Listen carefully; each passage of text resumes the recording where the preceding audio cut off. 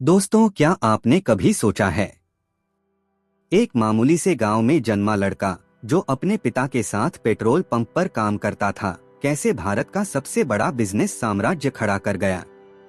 वो लड़का न कोई बड़ी डिग्री लेकर आया, न ही करोड़ों की पूंजी लेकर। बस था तो एक अटूट विश्वास कि सपने देखने वाले ही उन्हें सच करते हैं। आज हम बात कर रहे हैं उस इंसान की जिसने भारत की बिजनेस सोच ही बदल डाली, जिसने रिलायंस को सिर्फ एक कंपनी नहीं बल्कि एक ऐसा साम्राज्य बना दिया जिसमें पेट्रोकेमिकल्स से लेकर टेलीकॉम और रिटेल तक सब शामिल है।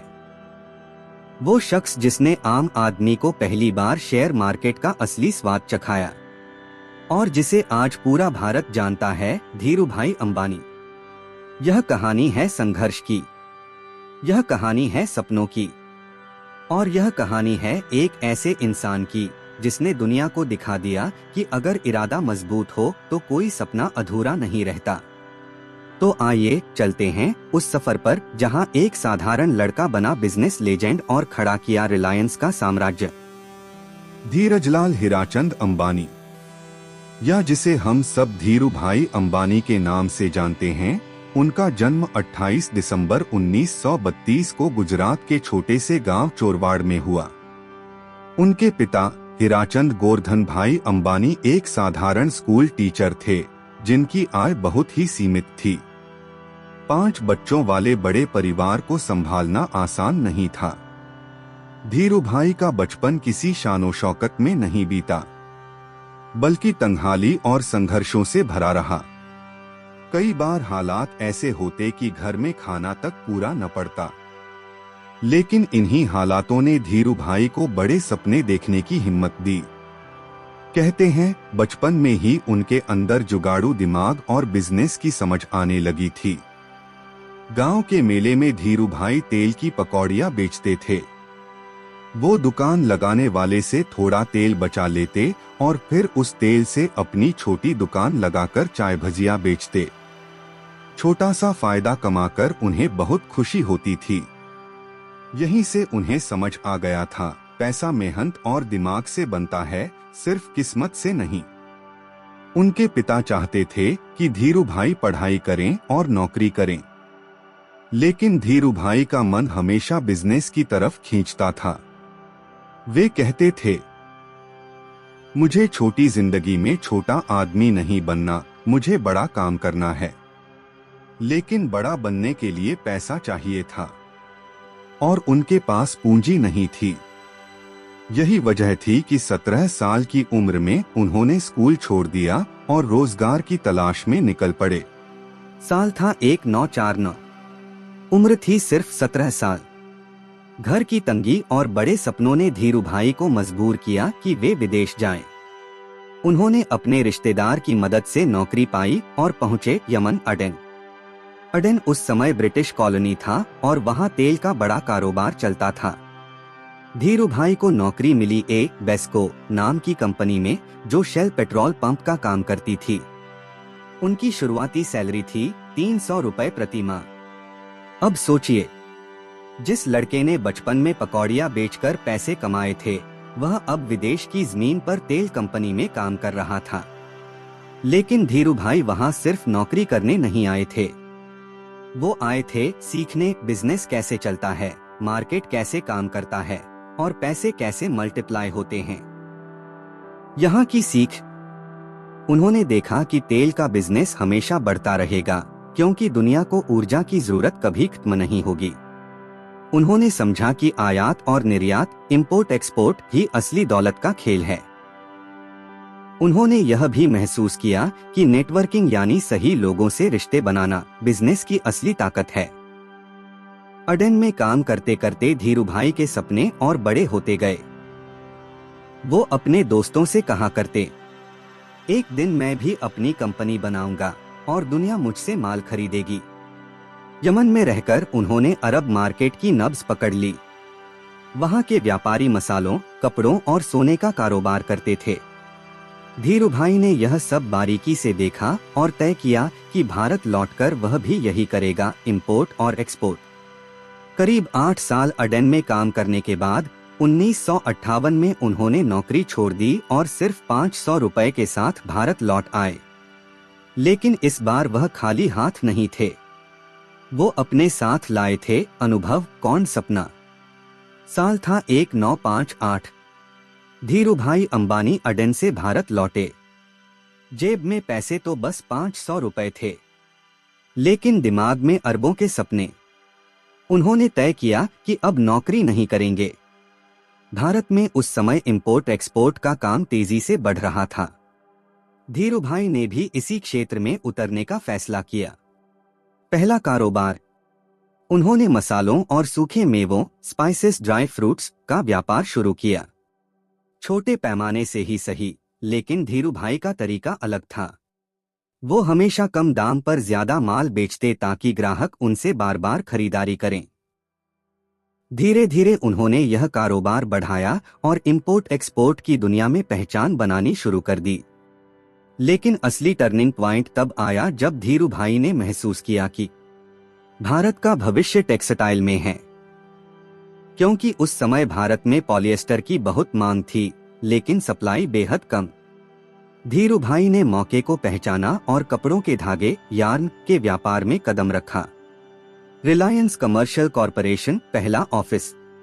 1958 में उन्होंने अपनी कंपनी बनाई, रिलायंस कमर्शियल कॉरपोरेशन। ऑफिस सिर्फ 350 स्क्वायर फीट का छोटा सा कमरा, मस्जिद बंदर, मुंबई में। ऑफिस में सिर्फ एक टेबल, 3 कुर्सियां और एक टेलीफोन था।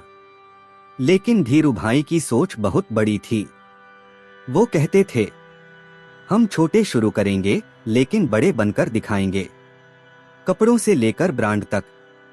धीरे धीरे धीरूभाई ने सिर्फ धागे का व्यापार नहीं किया, बल्कि खुद कपड़े बनाने का फैसला किया।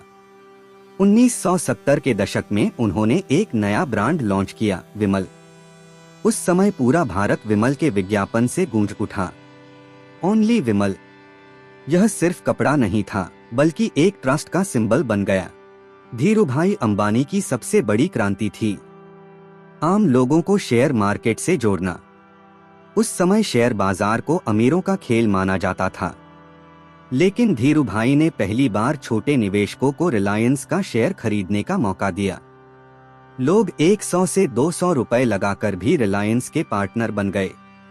यह कदम इतना बड़ा था कि हजारों मध्यम वर्गीय परिवार रिलायंस से जुड़े और धीरे धीरे अमीर बन गए। यानी रिलायंस केवल कंपनी नहीं रही, बल्कि लाखों परिवारों का सपना बन गई। धीरूभाई अंबानी की सोच हमेशा आगे की होती थी। वो कहते थे, अगर आपको अगले 10 साल में बड़ा बनना है तो आज से ही वो काम शुरू करो।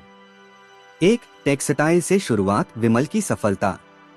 1970 तक विमल भारत का सबसे पॉपुलर टेक्सटाइल ब्रांड बन चुका था। हर कोई कहता था, ओनली विमल। रिलायंस अब सिर्फ बिजनेस नहीं, बल्कि हर भारतीय का भरोसा बन चुका था। लेकिन धीरूभाई यहीं रुकने वाले नहीं थे। उन्हें पता था, अगर रिलायंस को लंबे समय तक टिकना है तो उसे एक ही बिजनेस पर निर्भर नहीं रहना चाहिए। 2 पेट्रोकेमिकल्स में कदम। धीरूभाई ने देखा कि कपड़ों की नींव पॉलिएस्टर और प्लास्टिक से जुड़ी है। अगर रिलायंस को टेक्सटाइल में राज करना है तो उसे कच्चे माल, रॉ मटेरियल पर भी कंट्रोल चाहिए। और यहीं से उन्होंने कदम रखा पेट्रोकेमिकल्स में। 1980 में रिलायंस ने अपनी पहली पेट्रोकेमिकल प्लांट लगाई। धीरे धीरे रिलायंस ने पॉलिएस्टर, प्लास्टिक और केमिकल्स का पूरा उत्पादन अपने हाथ में ले लिया। इससे रिलायंस इंपोर्ट पर निर्भर नहीं रहा, बल्कि खुद सप्लायर बन गया। 3 oil refining, Jamnagar refinery. Dhirubhai की दूरदृष्टि का सबसे बड़ा उदाहरण है जामनगर ऑयल रिफाइनरी। 1999 में शुरू हुई यह रिफाइनरी आज भी दुनिया की सबसे बड़ी रिफाइनरी मानी जाती है। सोचिए, एक स्कूल टीचर का बेटा जिसने बचपन में पकौड़े बेचे, उसने ऐसी रिफाइनरी बनाई जो पूरी दुनिया में टॉप पर है। 4 शेयर मार्केट की क्रांति। धीरूभाई अंबानी को पीपल्स कैपिटलिस्ट कहा जाता है, क्योंकि उन्होंने पहली बार छोटे निवेशकों को शेयर मार्केट से जोड़ा। लाखों आम लोग रिलायंस के शेयर होल्डर बने और कंपनी की ग्रोथ के साथ साथ उनकी किस्मत भी बदल गई। धीरू भाई कहते थे, रिलायंस सिर्फ मेरा नहीं है, यह उन लाखों लोगों का है जिन्होंने मुझ पर भरोसा किया है। 5. टेलीकॉम और रिटेल की तरफ कदम। 1990S और 2000S में रिलायंस ने नए सेक्टर्स की ओर कदम बढ़ाया। टेलीकॉम रिलायंस कम्युनिकेशंस, बाद में जियो के रूप में क्रांति। Retail Reliance fresh, trends, digital आदि। आज रिलायंस का दायरा इतना बड़ा है कि पेट्रोल और डीजल से लेकर कपड़े और मोबाइल नेटवर्क तक हर जगह रिलायंस मौजूद है। यानी धीरू भाई अंबानी ने रिलायंस को trading company, manufacturing giant, oil refinery, telecom, retail empire तक पहुंचाया। यह सिर्फ बिजनेस एक्सपेंशन नहीं था, यह था विजनरी लीडरशिप का असली उदाहरण। धीरू भाई अंबानी सिर्फ एक बिजनेसमैन नहीं थे, वो एक विजनरी लीडर थे। उनकी सोच इतनी अलग थी कि उन्होंने भारतीय बिजनेस का पूरा नजरिया बदल दिया। आइए जानते हैं उनकी कुछ अहम बिजनेस फिलॉसफीज और मंत्र। धीरू भाई कहते थे, अगर आपको सपने देखने हैं तो छोटे क्यों देखना, बड़े सपने देखो और उन्हें पूरा करो। यही वजह है कि उन्होंने मसालों के छोटे व्यापार से शुरुआत की और फिर दुनिया की सबसे बड़ी रिफाइनरी खड़ी कर दी। पहले भारत में शेयर मार्केट सिर्फ अमीरों का खेल था, लेकिन धीरू भाई ने छोटे निवेशकों को भी मौका दिया। रिलायंस सिर्फ मेरी कंपनी नहीं है, यह उन लाखों लोगों की है जिन्होंने मुझ पर भरोसा किया। यही कारण है कि रिलायंस को पीपल्स कंपनी कहा जाने लगा। जब भारत में पॉलिएस्टर की डिमांड बढ़ी तो धीरू भाई ने इंपोर्ट शुरू किया। जब लगा कि इंपोर्ट से ग्रोथ सीमित है तो उन्होंने खुद पेट्रोकेमिकल प्लांट बना दी। यानी वो हालात का इंतजार नहीं करते थे, बल्कि हालात को खुद अपने हिसाब से बनाते थे। अडन में रहकर उन्होंने सीखा कि बिजनेस सिर्फ प्रोडक्ट से नहीं बल्कि रिश्तों से चलता है।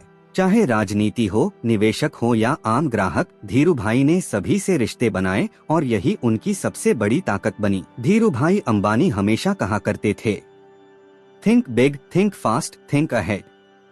Ideas are no one's monopoly. बड़ा सोचो, तेज सोचो, आगे की सोचो। आइडियाज किसी एक के बपौती नहीं हैं। उनकी इसी सोच ने रिलायंस को हर क्षेत्र में आगे रखा। धीरू भाई ने कभी अकेले काम नहीं किया, उन्होंने एक स्ट्रॉन्ग टीम बनाई और उन्हें ओनरशिप का एहसास दिलाया। मशीनें नहीं, इंसान कंपनी को आगे बढ़ाते हैं। धीरू भाई अंबानी का सपना सिर्फ उनके जीवन तक सीमित नहीं रहा। आज उनका रिलायंस एम्पायर भारत ही नहीं बल्कि पूरी दुनिया की सबसे बड़ी कंपनियों में गिना जाता है। 2002 में जब धीरू भाई अंबानी का निधन हुआ तो पूरा देश शोक में डूब गया। लेकिन एक बड़ा सवाल खड़ा हुआ, इतने बड़े साम्राज्य को अब कौन संभालेगा? उनके दोनों बेटे मुकेश अंबानी और अनिल अंबानी शुरुआत में दोनों साथ काम कर रहे थे, लेकिन 2005 में रिलायंस का बंटवारा हो गया। मुकेश अंबानी को मिला ऑयल, गैस, पेट्रोकेमिकल्स और बाद में रिटेल प्लस जियो टेलीकॉम। अनिल अंबानी को मिला power, telecom, Reliance communications, infra और एंटरटेनमेंट। मुकेश अंबानी ने धीरू भाई के सपनों को और आगे बढ़ाया। उन्होंने रिलायंस को सिर्फ पेट्रोकेमिकल और टेक्सटाइल तक सीमित नहीं रखा, बल्कि उसे नई सदी की जरूरतों के हिसाब से ढाला। जियो टेलीकॉम 2016 में जियो ने भारत में डेटा को लगभग फ्री कर दिया। इससे डिजिटल क्रांति हुई और भारत दुनिया का सबसे बड़ा डेटा उपभोक्ता बन गया। रिलायंस रिटेल, आज यह भारत की सबसे बड़ी रिटेल कंपनी है, जहां लाखों लोग रोज खरीदारी करते हैं। जामनगर रिफाइनरी, अब भी दुनिया की सबसे बड़ी रिफाइनरी, जो रिलायंस की ताकत का प्रतीक है। आज रिलायंस का मार्केट कैप 20 लाख करोड़ रुपए से भी ज्यादा है और मुकेश अंबानी एशिया के सबसे अमीर व्यक्ति बन चुके हैं। अनिल अंबानी ने शुरू में अच्छा प्रदर्शन किया, उनकी रिलायंस कम्युनिकेशंस और रिलायंस पावर काफी चर्चा में रही, लेकिन बाद में कर्ज और मैनेजमेंट की चुनौतियों ने उनके बिजनेस को पीछे धकेल दिया। आज मुकेश अंबानी जहां भारत के सबसे अमीर लोगों में गिने जाते हैं, वहीं अनिल अंबानी की कंपनियां संघर्ष कर रही हैं। आज रिलायंस का साम्राज्य energy, oil, gas, petrochemicals, telecom, Jio retail, Reliance retail, Trends, fresh, digital services, Jio platforms, entertainment, media, network 18, Viacom 18। Reliance सिर्फ एक कंपनी नहीं है, यह एक ऐसा इकोसिस्टम है जिसमें आम आदमी की जिंदगी का हर पहलू कहीं न कहीं जुड़ा हुआ है। Think big, think fast, think ahead. For those who dare to dream, there is a whole world to win. कठिनाइयों को अवसर में बदलो। इन विचारों ने लाखों युवाओं और उद्यमियों को प्रेरित किया है और करते रहेंगे। धीरू भाई की कहानी हमें सिखाती है कि हालात चाहे कितने भी मुश्किल क्यों न हो, सपने कभी मत छोड़ो। पूंजी से बड़ी चीज होती है दृष्टि, विजन। अगर आप लोगों पर भरोसा करो तो लोग आपको कभी निराश नहीं करेंगे। दोस्तों, धीरू भाई अंबानी की जिंदगी हमें यही सिखाती है कि कभी भी अपनी शुरुआत को छोटा मत समझो। हो सकता है आज आपके पास सिर्फ 500 रुपए हों, लेकिन अगर आपके सपने बड़े हैं तो कल आपके पास अरबों का साम्राज्य हो सकता है। यह कहानी है उस इंसान की जिसने हमें दिखाया सपने वही सच होते हैं जिन्हें देखने की हिम्मत होती है। और यही वजह है कि धीरू भाई अंबानी का नाम हमेशा लिया जाएगा। भारत के सबसे बड़े ड्रीमर, बिलीवर और अचीवर के रूप में ऐसे ही वीडियो देखने के लिए मेरे चैनल को सब्सक्राइब करें, वीडियो को लाइक करें और कमेंट में बताएं कि आपको किस टॉपिक पर वीडियो चाहिए। धन्यवाद।